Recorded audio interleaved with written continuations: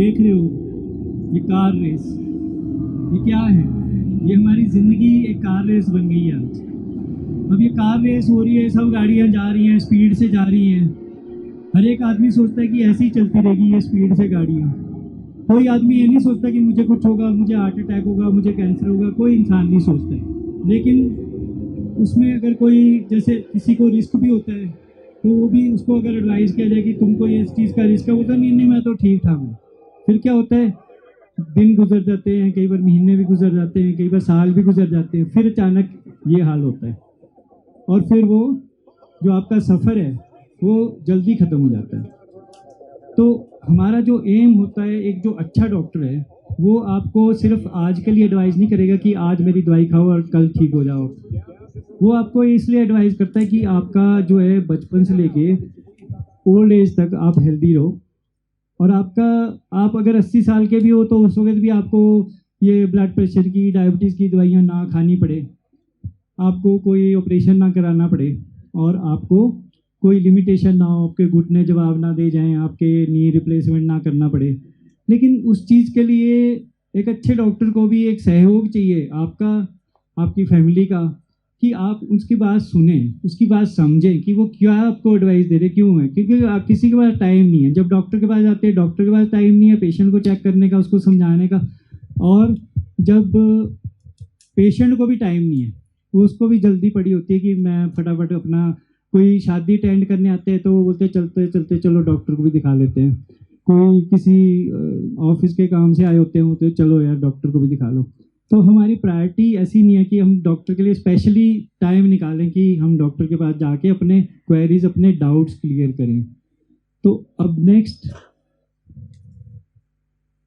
जो हमारी पूरी दुनिया में 58 मिलियन डेथ्स होती हैं हर साल, उसमें से 17 मिलियन डेथ्स जो हैं वो हार्ट के अटैक से या हार्ट डिजीज़ से होती है।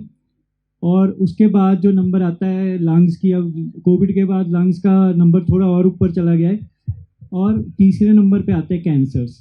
तो जितनी भी हमारी डेथ हो रही हैं उनमें जो ज़्यादातर डेथ्स हो रही हैं, पहले होती थी इन्फेक्शियस डिजीज़ से, लेकिन अब होती है लाइफस्टाइल डिजीज़ से।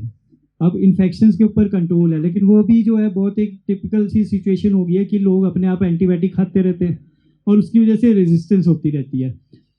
मैंने आज तक ज़िंदगी में कभी एंटीबायोटिक नहीं खाया। थोड़ा बहुत बुखार होता है, वायरल होता है, कुछ होता है, अपने आप नेचुरल जो हमारी भगवान ने इम्यूनिटी बनाई है उससे वो ठीक हो जाते हैं। लेकिन लोग, थोड़ा सा वायरल होता है, खांसी आती है, एंटीबायोटिक खा रहे हैं, 2 खा लिया एंटीबायोटिक, तीसरे दिन छोड़ दिया, या एक एंटीबायोटिक सुबह खाया शाम को नहीं खाया। उससे जो एंटीबॉडीज़ के रेजिस्टेंस है ना हमारी बॉडी की, वो कम होती जा रही है। तो अब बड़े से बड़ा एंटीबायोटिक भी जो है असर नहीं कर रहा। तो जब एक्चुअल में इन्फेक्शन होती है या कुछ होता है तो हमको और हैवी एंटीबायोटिक देना पड़ता है उसको, वो महंगे से महंगे एंटीबायोटिक देने पड़ते हैं, तब जाके असर होता है। कई बार उससे भी नहीं असर होता। तो ये जो सेल्फ मेडिकेशन है ना, ये भी एक बहुत बड़ा रिस्क फैक्टर है। नेक्स्ट, जब हम पैदा होते हैं, उसके बाद पैदा जब होते हैं, हमारे कुछ तो हेरिडिटरी रिस्क फैक्टर हमारे ऊपर होते ही हैं, जो हमारे पेरेंट्स को था, हमारे जीन्स में भी है। लेकिन पैदा होने के बाद हम अपने आसपास एक वेब बनाना शुरू करते हैं, जैसे एक स्पाइडर अपने आसपास वेब बनाता है और एंड में उसी में फंस जाता है। तो हम भी अपने आसपास वेब बनाते हैं। वेब किस चीज़ का है? जो रिस्क फैक्टर है। रिस्क फैक्टर क्या है? जैसे तंबाकू का इस्तेमाल है, शराब का इस्तेमाल है, कोलेस्ट्रॉल ज़्यादा होना, ब्लड प्रेशर ज़्यादा होना, डाइट सही ना होना, फिजिकल इनएक्टिविटी मतलब एक्सरसाइज नहीं करनी, वॉक नहीं करनी, पैदल नहीं चलना, और ओबेसिटी मतलब मोटापा। हमारे होता है किसी के घर में जाओ तो बोलते हैं एक और चपाती खा लो, घी लगा के खाओ। अगर घी लगा के ना दें तो हम बुरा बनाते हैं कि देखो इन्होंने सूखी चपातियाँ दे दी, और वो बंदे को 1 खिलाते, 2 खिलाते, 4 खिलाते, बोलते नहीं नहीं बस बस, फिर उसके हाथ के ऊपर एक और रख देते हैं। तो वो उसकी वजह से क्या हो रहा है, हमारे मोटापे को अच्छा समझते हैं। कोई फिट होता है, पतला होता है, उसको बोलते हैं कि यार तू कमज़ोर हो गया बहुत, डिप्रेस कर देते हैं उसको कि ये तो बहुत कमज़ोर हो गया, क्या हो गया तुझे। तो ये सब जो हमारे मिथ हैं इसको दूर करना, क्योंकि यही रिस्क फैक्टर है जिसकी वजह से हमारे को हार्ट की डिजीज़ होती है, कैंसर होता है, लंग्स की डिजीज़ होती है, डायबिटीज़ होती है, हाई ब्लड प्रेशर होता है। तो बहुत सारी स्टडीज़ ने ये बताया कि जिसको एक डिजीज़ के लिए रिस्क फैक्टर हो गए, उसको एक डिजीज़ होने के बाद दूसरी डिजीज़ के लिए ऑटोमेटिकली रिस्क बढ़ जाता है। जैसे किसी को हार्ट डिजीज़ हो जाए तो उसको कैंसर होने का रिस्क फैक्टर बढ़ जाता है, और अगर किसी को कैंसर हो जाए तो उसको भी हार्ट डिजीज़ का रिस्क फैक्टर बढ़ जाता है। उसके कारण क्या है कि एक तो उनके रिस्क फैक्टर कॉमन है, जेनेटिक भी कॉमन है और लाइफस्टाइल वाले भी कॉमन है। दूसरा ये है कि जो हमारे को ट्रीटमेंट देते हैं, हम कीमोथेरेपी देते हैं, रेडियोथेरेपी देते हैं, उसके असर की वजह से भी कई कार्डियक कॉम्प्लिकेशन हो जाती हैं। तो इसलिए अभी एक नई ब्रांच जो है वो स्टार्ट हो रही है, जिसको कि हम कार्डियो ऑन्कोलॉजी बोलते हैं, जिसमें कि हार्ट और कैंसर की जो बीमारियां हैं उसको कॉमनली कैसे बचाव किया जाए। Hello everyone, my question is what is the impact of COVID-19 on our health?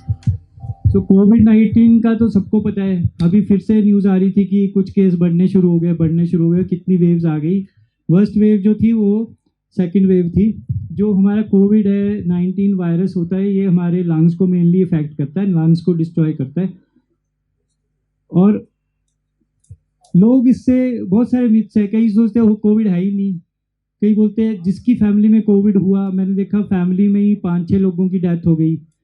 तो उनको पता है, उनको पूछो, और जिसके डॉक्टर्स की बहुत सारी डेथ होगी, और जो आईसीयू देख रहे हैं डॉक्टर्स, उनसे पूछो कि कोविड कितना खतरनाक है।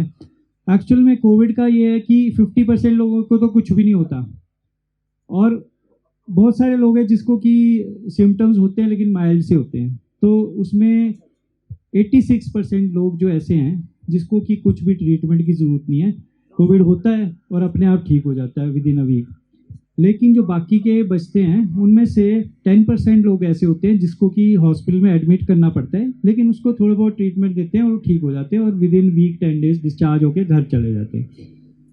सिर्फ 4% ऐसे लोग हैं जिनको कि बहुत सीवियर फॉर्म ऑफ कोविड होता है, और उन लोगों में कॉम्प्लिकेशन भी ज़्यादा होती है और उनमें डेथ रेट भी ज़्यादा होता है। तो अब ये क्यों होता है, कैसे होता है, मैं आपको इसके बारे में कुछ बताना चाहूँगा। जो कोविड की वजह से जो इतना पूरी वर्ल्ड इसलिए हिल गई क्योंकि जो हमारे जब सिर्फ 4% लोगों को ही सीरियस होता है, लेकिन वो 4% आप कैलकुलेट करो कि इंडिया की पॉपुलेशन है 140 करोड़ है, कितनी है आजकल, उसमें से अगर 4% लोगों को सीरियस कोविड हो जाए तो आप सोचो कि कितने ज़्यादा लोग होंगे वो।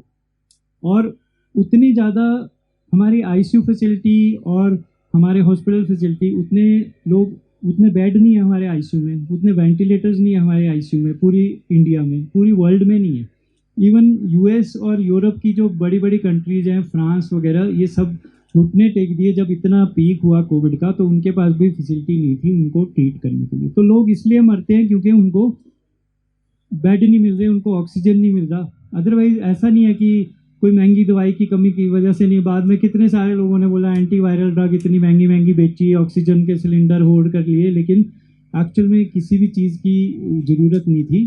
सिर्फ पेशेंट को, जो 4% पेशेंट जो सीरियस होते थे, उनको सिर्फ टाइमली अगर ऑक्सीजन मिल जाती, बेड मिल जाता, और कुछ को जो है स्टीरॉयड्स की देने से भी बेनिफिट हुआ है, बाकी सारी चीज़ों का कोई प्रूवन बेनिफिट नहीं हुआ। तो इस वजह से लोगों ने बहुत सारे मिसयूज़ भी किया ड्रग्स का। सब लोग ने स्टीरॉयड लेना शुरू कर दिया, और नेट से देखते थे, अब थोड़ी सी खबर आती थी कि स्टीरॉयड का आईसीयू के केस में बेनिफिट हो रहा है जिनको कि ऑक्सीजन की रिक्वायरमेंट ज़्यादा है, लेकिन वो नेट से देखते थे तो वो सिंपल घर में बैठा हुआ है, सैचुरेशन 98% है, वो भी स्टीरॉयड लेने शुरू कर दिए। उससे क्या हो रहा है, उनकी डायबिटीज़ बढ़ रही है, उनकी इन्फेक्शन रेट बढ़ रहा है, उनको सुपर एडेड इन्फेक्शन हो रही है, उसको फंगल इन्फेक्शन होगी जिससे कि ब्लैक फंगस बोलते हैं जिसको, म्यूकर माइकोसिस, वो होना शुरू हो जाएगा। उसकी वजह से भी बहुत सारे लोगों की डेथ हुई। तो बहुत सारे लोगों की जो थी डेथ वो अवॉइडेबल थी और प्रिवेंटेबल थी। तो यही नहीं कि हार्ट डिजीज़ ही प्रिवेंटेबल नहीं होती, इन्फेक्शन भी प्रिवेंटेबल होती हैं, और हर डिजीज़, एक्सीडेंट्स भी प्रिवेंटेबल होते हैं। जो हम दूसरे के ऊपर अटैक करके मर्डर कर देते हैं वो भी प्रिवेंटेबल होता है। तो हर चीज़ की प्रिवेंशन जो है उसको समझना चाहिए कि इसकी प्रिवेंशन हो सकती है। हमारे लंग्स पे और इस पे इन्होंने बहुत, हार्ट पे बहुत ख़राब असर किया कोविड ने। हमारे लंग्स जो थे डिस्ट्रॉय होने शुरू हो गए, ऑक्सीजन की सैचुरेशन कम होने लगी, लंग्स के अंदर जो है क्लॉट बनने शुरू हो गए जो हमारी आर्टरीज के अंदर, और हमारे ऑक्सीजनेशन कम होने से भी हमारी पूरी बॉडी के ऑर्गन्स डैमेज होने लगे। प्लस हमारे हार्ट के ऊपर डायरेक्ट इफेक्ट होने लगा, और हार्ट का कई फेलियर में चले गए, कई हार्ट फड़क गए और कई हार्ट्स में जो है वो अटैक आ गए कोविड की वजह से।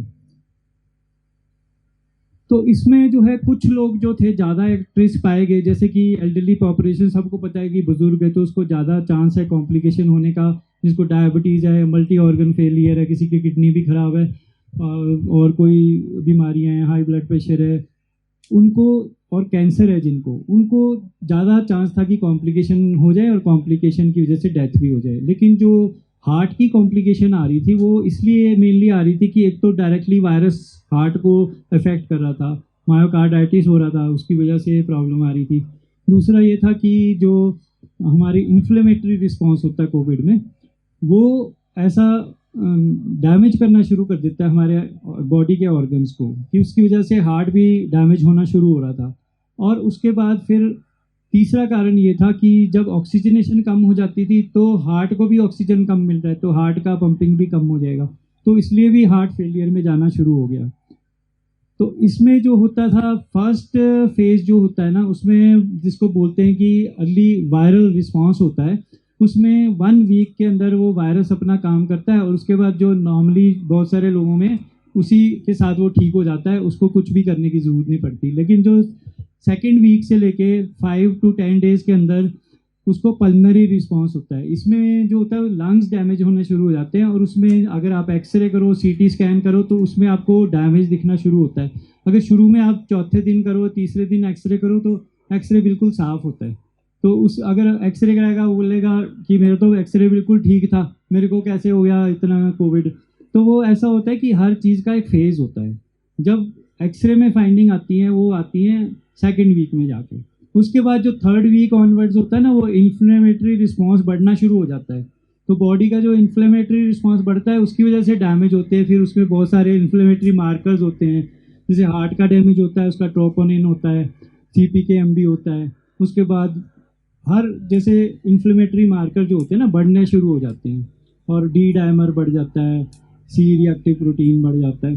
तो उससे हमको पता लगता है कि कितना डैमेज हो रहा है और ये जो रिस्पॉन्स है ये कई वीक्स तक भी, कई मंथ्स तक भी चल सकता है। और इसमें जो बहुत सारे कार्डियक प्रॉब्लम आए, वो पेशेंट को थोड़ा सा कोविड हुआ, ठीक होकर चला गया, लेकिन उसके बाद उसको तब तो कुछ हुआ नहीं, तब हॉस्पिटलाइज भी नहीं हुआ, लेकिन बाद में कुछ मंथ्स के बाद, कुछ वीक्स के बाद उसको सडनली अरिथमिया हो गया और कार्डियक अरेस्ट हो गया और इमरजेंसी में लेके आए और हार्ट पंप ही नहीं कर रहा है या हार्ट फेलियर में चला गया। बहुत ऐसे बहुत सारे, इवन बच्चों में भी ऐसा हमने देखा कि उनको सडनली अरिथमिया आ गए, सडनली कार्डियक अरेस्ट हो गया, जो कोविड की वजह से हुआ। तो लेकिन उस टाइम पता नहीं था, पहले कोविड के उनको ये भी नहीं पता था कोविड हुआ है, बाद में पता लगा जब उनके टेस्ट किए कि इन्फ्लेमेटरी मार्कर बहुत बड़े हुए थे उनके।